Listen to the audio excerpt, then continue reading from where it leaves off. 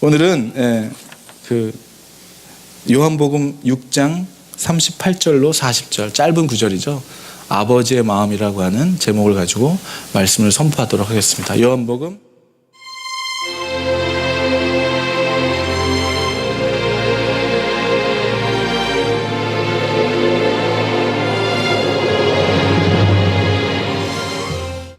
아멘, 아멘. 여러분, 우리나라의 속담이 참 속담 중에 기가 막힌 말들이 참 많이 있죠. 그 중에 하나가 백문이 불여일견이다라고 하는 말이 있습니다. 남의 말을 듣고 이렇게 짐작해서 알기보다는 직접 보아서 경험하는 것이 더 확실하다고 하는 말이죠. 여러분, 오늘 말씀을 통하여 아버지의 마음, 여러분 하나님 아버지의 마음을 알게 되는 오늘 이 시간이 되기를 주의 이름으로 축복합니다. 다른 사람에게 물어서 들어서 아는 것이 아니라 직접 경험하고 알게 되는, 직접 경험으로 알게 되는 그런 시간이 되기를 축복합니다. 여러분, 하나님을 안다는 것이 무엇일까요? 우리가 누군가를 안다고 말할 때 그 안다고 하는 것이 나 누구를 알아고 얘기할 때 그게 무엇을 의미할까요? 들어서 아는 것이 아니라 경험이 중요한 것처럼, 그래서 그 크리스찬이티의 그 성숙함은 경험을 통해서 이렇게 자꾸 우러나오는 것 같다고 생각합니다. 다른 종교들과 다른 것이 있다면 기독교는 어떤 우상을 못 쳐다놓고 빌고 절하고 그 또 모시는 분을 위해서 무언가 고행을 행하고 무언가 이렇게 바라고 원하는 것들을 그래서 얻어내는 그런 게 아니라는 거예요. 기독교는 종교가 아니죠. 기독교는 하나님과의 이 세상을 창조하신 그분과의 관계를 맺는 것입니다. 관계를 쌓아가는 거예요. 그래서 기독교는 종교가 아니라 관계라고 말하는 거예요. 여러분, 하나님과 관계가 있어야 돼요. 관계가 없는 그냥 들어서 알고 그냥 보아서 아는 것을 넘어선 경험적으로 하나님을 만나고 경험하는, 우리 하나님은 가까이 하시는 분에게 가까이 하시고 부르짖고 기도하는 자의 음성을 그 신음소리까지도 들으시는 분이라는 거예요. 그래서 이 관계가 어떤 관계가 되는 것입니까? 영접하는 자, 그 이름을 믿는 자에게는 하나님의 자녀가 되는 권세를, 하나님과 아버지와 아들의 관계, 자녀의 관계, 더 나아가서는 우리들을 동역자의 관계, 또 더 나아가서는 우리를 친구의 관계까지로 불러주시는 분이 바로 주님이시라는 사실을 여러분 믿으시길 바랍니다. 성경에서는, 히브리어에서는 안다라고 하는, 여러분 많이 들어보셨죠? 야다라고 하는 이 말은 그냥 안다, 지식적으로 안다라고 하는 것을 야다라고 하는 것이 아니에요. 관계가 있다는 걸 말해주는 거예요. 관계가 있다는 거예요. 어떤 이 단어에 담겨져 있는 이 안다라고 하는 뜻은 경험을 한 것이라는 뜻을 가지고 있어요. 그러니까 여러분 다시 얘기하면은 경험하지 않았다는 것은 안 것이 아니라는 것이죠. 지식으로, 지성으로, 정보로 아는 것이 아니라 믿음의 조상 아브라함의 하나님, 이삭의 하나님, 야곱의 하나님, 하나님의 백성들을 이 홍해를 건너게 하시고 요단강을 건너게 하신, 그래서 이스라엘 민족이 경험했던 그 하나님, 그들의 역사 속에서는 하나님과의 만남과 하나님을 경험하는 그런 사건의 연속이었다는 거예요. 저는 여러분들의 인생 여정에서도 정말 하나님과의 만남의 사건들, 이러한 히스토리, 그분의 이야기, 하나님의 이야기들이 여러분의 삶 속에서도 계속 쓰여지기를 주의 이름으로 축복합니다. 성경 속의 이야기만이 히스토리가 아닌 거예요. 여러분의 지금 생명척의 여러분의 이야기들도 CCTV로 녹화되고 있는지는 잘 모르겠지만 저와 여러분들의 삶도 하나님이 다 보고 계시고 계수하고 계시는 것이죠. 그래서 이 히브리인들에게 있어서 안다고 하는 것은 또 더 깊은 의미가 있어요. 남자와 여자가 결혼해서 한 몸을 이루는 정도로 서로를 깊이 알아갈 때에 그 의미를 또 가지고 있다는 것입니다. 그래서 성경에서는 동침하지 않았다는 의미로 누가 누구를 알지 못했다, 이렇게 알지 못했다라는 그 내용으로 나와 있는 것들을 우리가 보게 됩니다. 그래서 여러분, 우리가 사람이 영과 혼과 육으로 되어 있다고 이렇게 말할 때 헬라인들은 이 혼의 부분, 그러니까 이 부분은 마음의 부분을 두 가지, heart와 mind로 이렇게 두 개로 나누어 생각했어요. 그런데 오늘날까지도 우리 동양의 사상은 마음과 생각을 그냥 내 생각을 하나로 여기고 그런 성향이 강하지만 이 서양인들은 감정, 느낌 이런 것들을 heart. 그래서 우리가 감정적으로 힘들어질 때는 you break my heart. 너 내 마음을 아프게 했어 할 때 그 heart와 mind는 뭐냐면 지성과 이성과 이런 판단과 이런 의지적인 것들을 담당하는 것을 mind. 우리는 그것을 하나라고 생각하지만 서양 사람들은 이것을 이렇게 구분해서 사용을 했다는 것입니다. 로마가 지배할 당시에 그런 헬레니즘 문화가 성황했을 때 그 세계관은 뭐였냐면은 그 박해를 받았던 그리스도인들이 그들에게 그 하나님을 전하기 위해서 그들이 가지고 있었던 그 헬레니즘적인 사고방식을 통해서 하나님을 전하기 위해서 이 지식적인 것, 지성적인 하나님을 전하기 위해서 발전했던 것이 바로 이 신학이에요. 신학. 그러니까 오늘날까지 신학은 마치 하나님을 알기 위하여 배우는 학문이 되었습니다. 그런데 여러분 저 역시도 세미나리를 졸업하면서 하는 말들이 있죠. 하나님을 더 알기 위하여 공부하러 신학교를 들어갔는데 세미터리 들어간 것 같은, 세미너리에 들어갔는데 세미터리가 된, 오히려 막 뜨거웠던 사람이 신학을 공부하면서 더 다 식어져 버리는. 왜냐하면 그 안에서 여러 가지 하나님을 재조명하고 변증법적인 어떤 방법들과 생각들로 말씀을 더 쪼개고 분석하고 왜 이렇게 했을까, 이랬을 수도 있어 저랬을 수도 있어 하는 수많은 이런 변증법들을 사용함으로써 순수했던 하나님을 경험하여 뜨겁게 하나님을 만나서 그 하나님께 쓰임받고자 하여 나를 부르신 건 아닐까 해서 신학교를 들어갔는데 그 신학교에서 오히려 신앙을 다 잃어버리는 경우가 얼마나 많은지 모르겠어요. 그래서 목사님들이 어떤 분들이 뜨거워져서 신학을 간다고 했을 때 만류하시는 분들이 아마 그런 부류의 분들이라고 생각해요. 이게 뭐 뜨겁다고 가가지고 들어갔는데 오히려 신학교 가가지고 더 막 이렇게 힘들어지는 경우가 얼마나 많이 있습니다. 여러분 다시 진짜 무슨 얘기를 하려고 하냐면요. 논리적으로 어떤 그 세상 사람들이 기독교를 반박하고 기독교에 대한 어떤 부정적인 얘기를 할 때 신학적인 조직 신학을 가지고 있을 때 그들을 잘 설명하고 변증할 수 있는 도구는 될 수 있을지 몰라도 신학을 했다고 해서 하나님을 더 알았다고 말할 수는 없을 것입니다. 내가 하나님을 안다는 것은 무엇입니까? 오직 내가 경험한 하나님을 아는 것이에요. 여러분 우리가 고통 가운데 있을 때 나에게 위로해 주셨던 그 하나님, 내가 주님을 떠나 있을 때 교회 음악은 너무 보링하고 지루하고 교회 안에 있었던 모든 것을 부정하고 내가 하나님을 떠났을 때 하나님은 끝까지 기다리시고 인내하시고 참아주시며 내가 주님께로 돌아오도록 끊임없이 콜링하시고 부르시고 인내하시고 참아주시며 결국 끝끝내 누군가를 기도하게 하셔서 나를 믿음의 자리로 데려다 놓으신, 그래서 내가 무엇을 위하여 살아가야 되는지 갈등하고 고민하고 결국 이 인생은 허무한 것이구나 하고 정말 사망의 음침한 골짜기를 지나가며 인생을 하직할까, 인생을 마칠까, 이게 인생이라면 나는 그만 살고 싶다라고 여길 때 끝까지 내 손을 붙들고 놓지 않아 주시며 나를 돌아오게 하셨던 그 하나님, 그 하나님은 신학교에서 배우는 하나님이 아닌 거예요. 나를 만나주시고 여러분을 만나주시는 경험되어지는 하나님을 아는 것입니다. 저는 여러분들이 그런 하나님을 아는 정말 믿음의 사람들이 되기를 주의 이름으로 축복합니다. 하나님을 경험하는 것이죠. 하나님을 아는 것은 하나님을 경험하는 거예요. 그분과의 관계가 형성되어지는 것입니다. 여러분 하나님의 관계가 형성되었는지 안 되었는지는 우리가 환난을 통해서 알 수 있습니다. 환난을 통해 흔들어 보면은 하나님을 경험한 자라면 시험과 욥을 보면 알 수 있는 것처럼 시험과 환난 앞에서 하나님을 떠나게 되지 않죠. 하나님이 지금까지 나를 이끌어왔던 홍해를 건너게 하셨던 하나님이 지금도 나를 이끌어 가실 거라고 하는 확신 가운데 우리와 함께 하신다고 하는 확신 가운데 환난과 어려움을 이기고 지나가게 될 것입니다. 그러나 여러분 우리가 이성으로 이해한 하나님은 이성적으로 납득할 수 없는 상황 앞에서는 신뢰할 수 없는 하나님이 되고 마는 거예요. 내가 이해했던 것과 내가 생각했던 것과 내 삶에 지금 일어나는 일들이 매치가 되지 않거나 이해되지 않는 일들 앞에서는 그 하나님은 신뢰할 수 없는 하나님이 되고 말죠. 여러분은 어떠한 어려움 속에서 우리가 하나님을 확신한다고 한다면 그 어려움 속에서도 구원해 주시고 그 어려움 가운데서도 반드시 그 일을 통해서 이루실 확실한 하나님의 뜻과 꿈이 있다는 사실을 믿고 살아가게 되는 경험하는, 하나님을 경험하는 여러분이 되기를 주의 이름으로 축복합니다.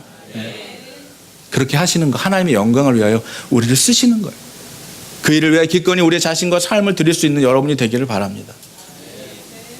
이렇게 우리들의 삶 속에서 주님을 진실로 알아가고 영원한 생명과 경건한 삶을 살아갈 수 있도록 그 믿음의 능력을 소유한 사람들이 여러분과 제가 되기를 저는 바라는 것입니다. 오늘 우리가 하나님의 마음을 아는 것이 얼마나 중요한 것은 여러분과 제가 그 하나님의 마음을 알아야 그 하나님의 기쁨이 되는 일을 할 것이고 그 주님의 소원대로 살아가게 될 것입니다. 내가 속한 곳에서 그 하나님의 뜻대로 살아가도록 기도하며 또 소망을 품으며 살아가게 될 것이기 때문이에요. 그 아버지의 마음을 알아야 한다는 것이죠.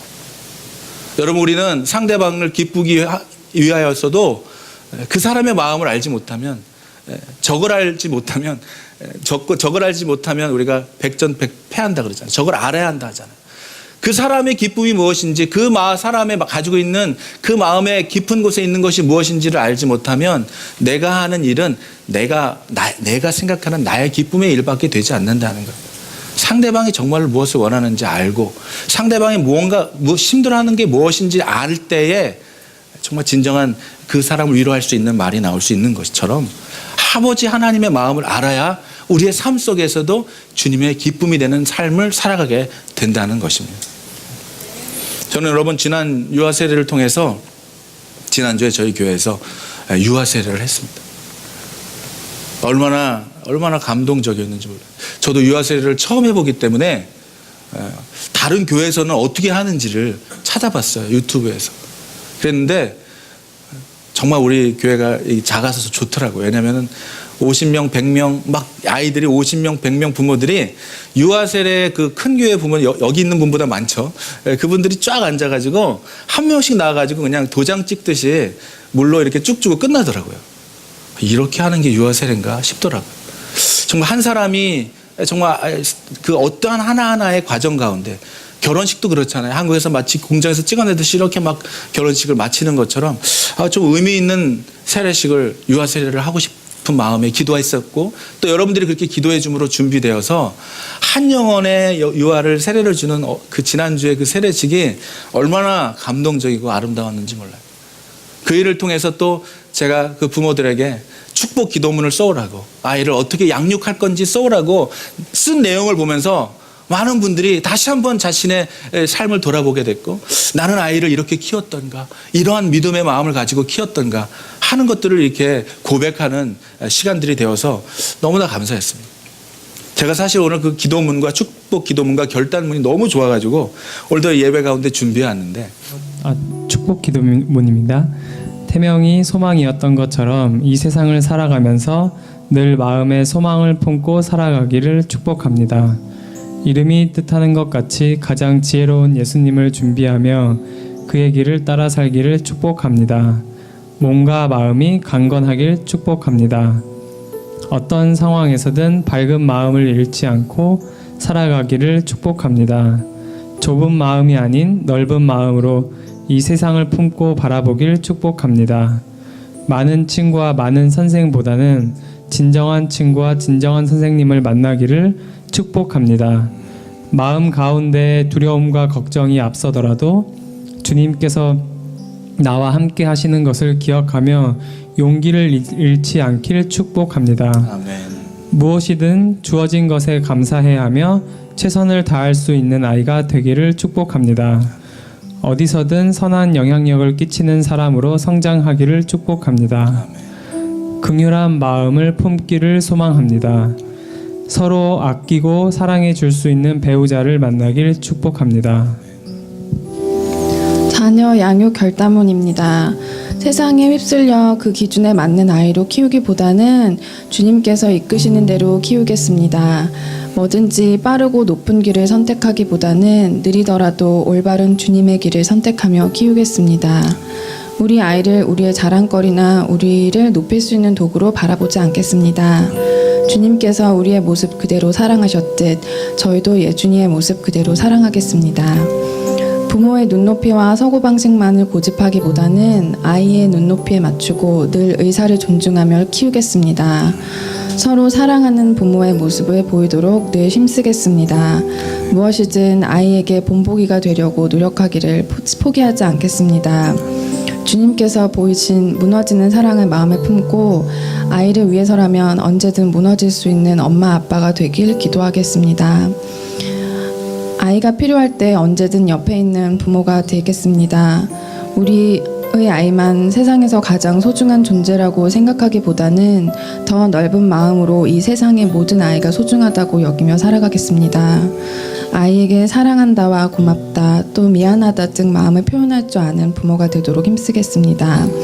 언제든 부모 품을 떠나야 할 때는 아낌없이 그 길을 존중해주고 응원해주겠습니다. 아멘. 이 얼마나 믿음의 부모가 자녀를 이렇게 정말 제가요 이게 너무나 감동을 받아가지고 저희 하나님은 정말 기도하시는 믿음을 가지고 하나님의 마음에 합한 기도는 하나님 정말 응답해 주시는 게 너무 빠르신 것 같아요. 저는 저희 가족들을 사실은 다 아직 주님께 다 전부 다 돌아온 것은 아니지만 저희 누님의 기도로 다 거의 다가 우리 가족이 주님께로 돌아왔고 제가 어느 날부터 소망을 품었습니다. 우리 가족이 다 흩어져서 한국에 살고 미국에서도 다 흩어져 살지만 나는 우리 가족이 함께 모여서 가족 예배를 드리고 싶다. 지금은 그것이 좀 더 넓어져서 우리 이제 장인어른 장모님 거기까지도 이제 가족 예배를 드리고 싶다 이런 마음이 들고 있는데요. 그래서 그렇게 기도하기 시작했는데 정말 언젠가부터 저희 가족 예배가 시작이 됐어요. 얼마나 웃기게 하는지 얼마나 원시적으로 하는지 몰라요. 제가 미국에서 저희 어머니 집으로 갑니다. 버겐 블러바드에 있는 어머니 집에 가서 어머님의 집으로 펜실바니아에 있는 누나가 전화를 합니다. 그럼 그 펜실베니아에 있는 누나가 사우스 캐롤라이나의 누나에게 전화를 겁니다. 그러면 그 사우스 캐롤라이나에 있는 누나는 한국에 있는 누나에게 카톡으로 연결을 합니다. 그래가지고 전화기와 전화기를 대고 예배를 드려요. 예, 얼마나 원시적. 그래서 우리 좀 이제 시대가 21세기인데 우리 좀 이렇게 좀 화상을 보면서 합시다 그러는데 서로 뭔가 이렇게 기계들이 안 맞아가지고 그게 또 나이들도 있고 그러셔서 잘 안 돼요. 그렇게 예배를 드립니다. 그런데 8시에 시작하면은 12시 1시까지 예배를 드려요. 얼마나 감사한지 몰라요.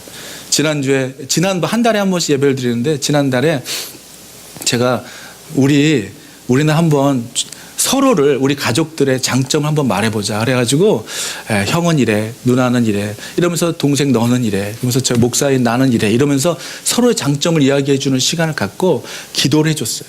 그래서 우리가 다음 달에 만날 때는 우리 자녀들은 우리 누나들의 저는 자녀가 없지만 누나들의 자녀는 무엇이 장점이고 엄마로서 부모로서 어떠한 소망을 가지고 기도를 하고 싶냐고 한번 생각해 오라고 했는데 기가 막히게 이번에 이 우리 권한예슬 자매가 또 우리 박희철 형제가 기가 막히게 양육에 대한 결단문을 써온 거예요. 그래서 제가 이것을 카톡으로 보내줬어요. 너무 감동을 받아요.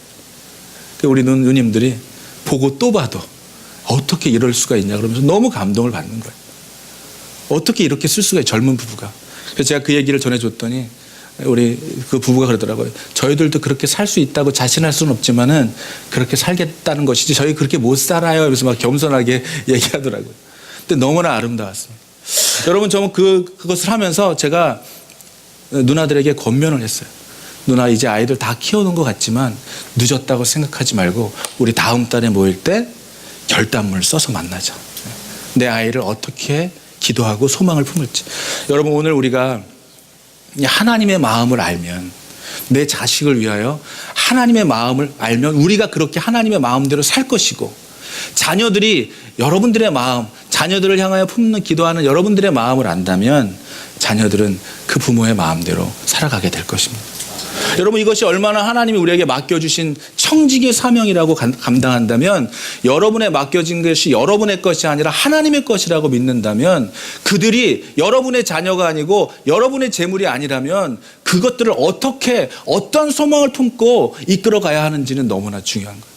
여러분에게 맡겨진 자 하나님은 맡긴 사람에게 묻는다 그랬어요. 자녀를 맡겼다면 어떻게 그 자녀를 키우고 양육해야 할지 주님 우리에게 물으실 겁니다. 오늘 이 어떠한 마음, 주님의 마음을 본받는 자로 살아가기 위해서 아버지의 마음을 아는 것이 이렇게 중요한데요.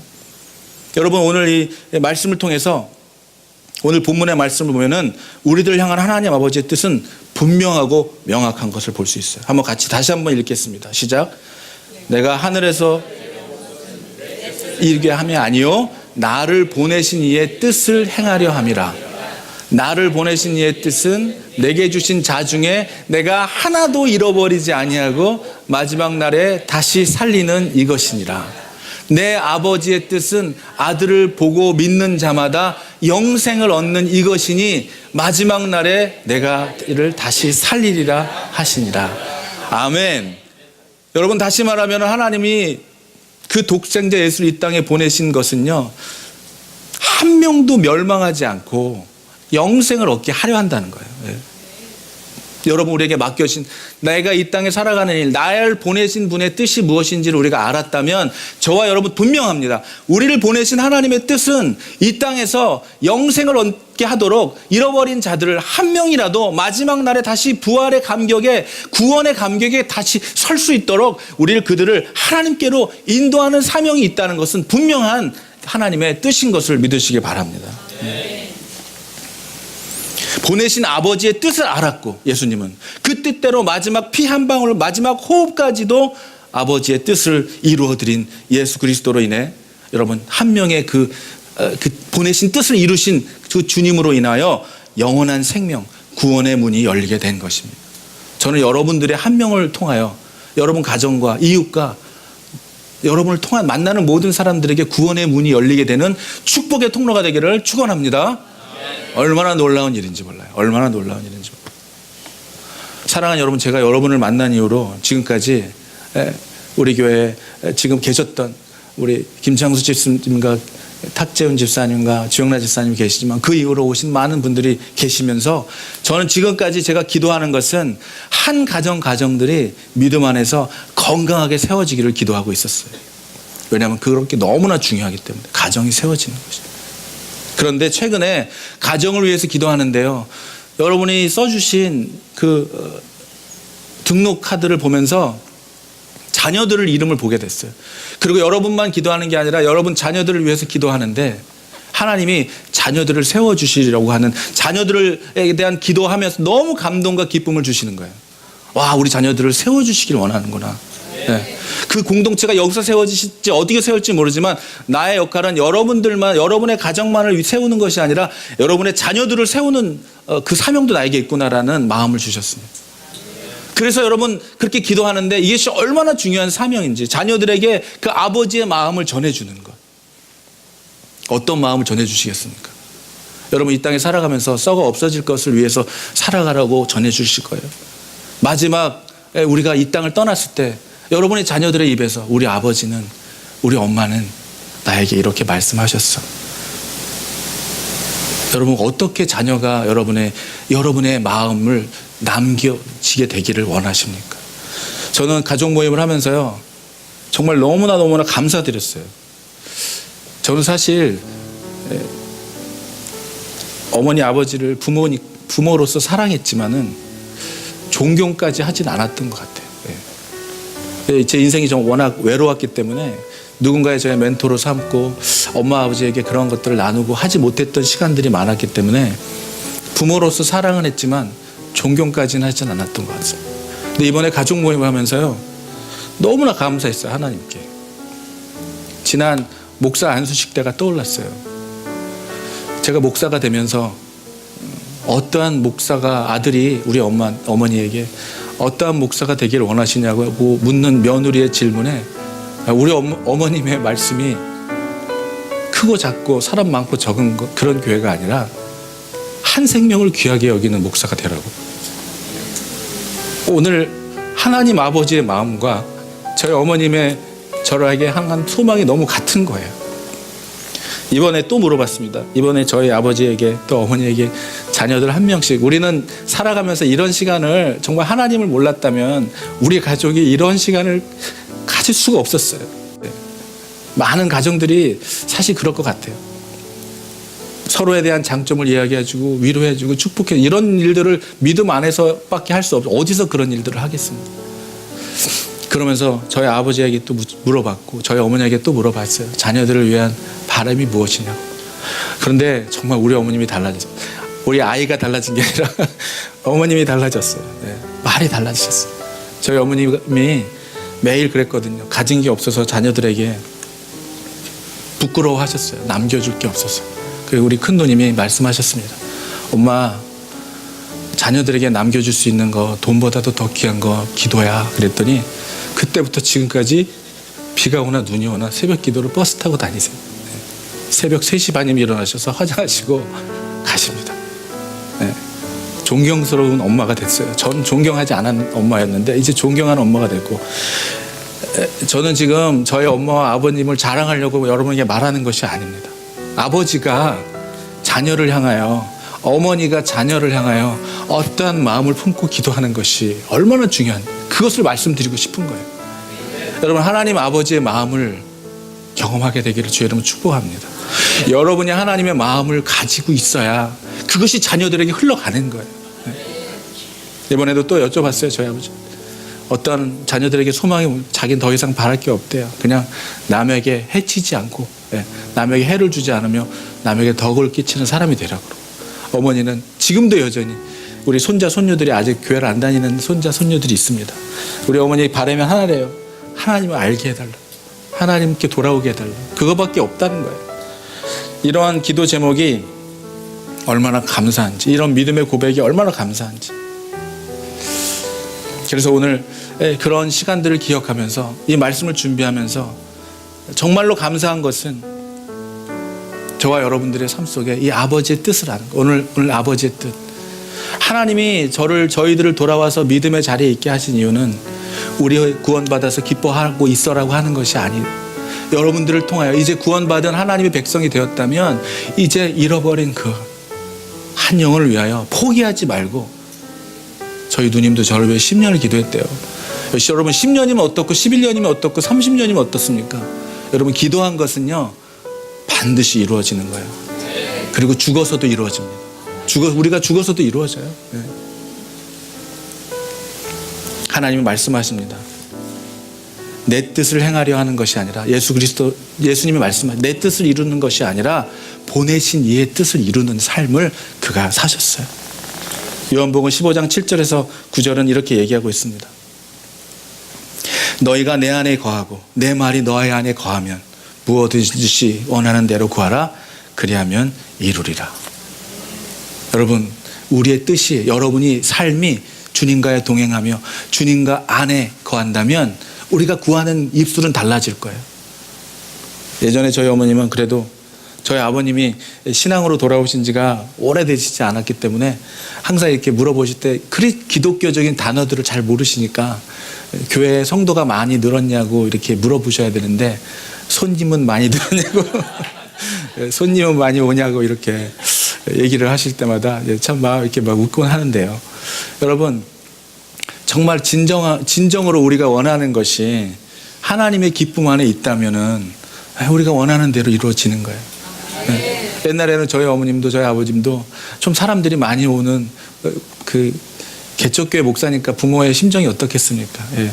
며느리와 아들을 보는 부모의 심정이 어떻겠어요? 그래서 좀 사람들이 많이 오기를 바라고, 좀 부흥하기를 바라고, 우리 누나도 저한테 맨날 입을 크게 벌리라고, 너는 왜 입을 크게 안 벌리냐고 그러는데, 누나 너는 반대로 생각하는 거야. 누나 저 입을 크게 벌려서 우리 교회가 부자가 되면 나 변질될 것 같아. 나 그런 것까지는 원하지 않아.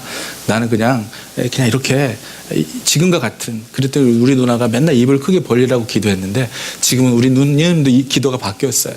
우리 어머님도 기도가 바뀌고, 그런 것을 원하는 것이 아니라 정말 한 생명을 귀하게 여기고 그 한 영혼 영원히 주님께 돌아오게 하는 그 사명을 저와 여러분들이 감당하는 교회가 된다면 이 교회는 정말 하나님의 기쁨이 넘쳐날 것입니다. 세상 속에서 상처받고 어디 가도 위로받지 못하는 자들이 이곳에서 하나님을 만나게 될 거예요. 여러분, 그런 생각을 하면은 감동이 오지 않습니까? 그게요, 하나님은 우리를 통해 일하세요. 하나님이 직접 일하실 때도 있지만 우리를 통해 일하세요. 그럼 여러분이 그 통로가 되어주시는 삶을 살아가는 것입니다.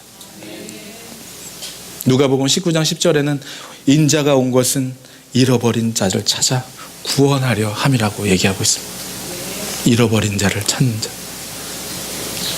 지난번 집사님이 말씀하셨던 잃어버린 자들, 그런 자들을 마음에 품고 기도하는, 여러분, 우리가 교회에서 직분을 세우잖아요. 집사, 권사, 장로를 세울 때 반드시, 다른 거는 모르겠어요. 근데 반드시 있어야 되는, 직분자로서 직무를 유기하지 않아야 되는, 그 반드시 해야 하는, 내가 집사라면, 누군가 나를 집사라 부른다면 잃어버리지 말고 꼭 해야 하는 한 가지는 있어요. 그거 뭐냐면요, 영혼을 품고 기도하는 거예요. 가족은 품는 거 물론이고 돌아오지 않고 믿지 않는 자를 품는 거.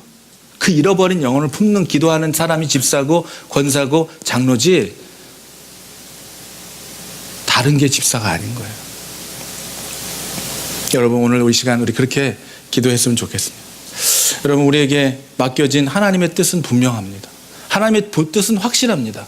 이 시간 우리 기도할 때 하나님 그 살아계신 하나님이 우리에게 주신 뜻대로 여러분 그 아버지의 마음을 품는 엄마 아빠가 되기를 주의 이름으로 축복합니다. 자녀에게 무엇을 주실 것인지 어떤 소망을 품을 것인지 오늘부터 집에 가셔서 한번 작성해 보시기 바라요. 오늘 그렇게 그런 마음으로 기도하며 하나님 잃어버린 자를 찾고 내가 아버지의 마음을 알아서 그 아버지의 마음대로 하나님 이 땅을 살아가는데 헛된 인생 살지 않게 하시고 아버지의 마음을 본받아 살아가는 자 되게 도와주시옵소서. 우리 같이 기도하겠습니다. 아버지 하나님 주님 이 시간 우리의 마음을 주여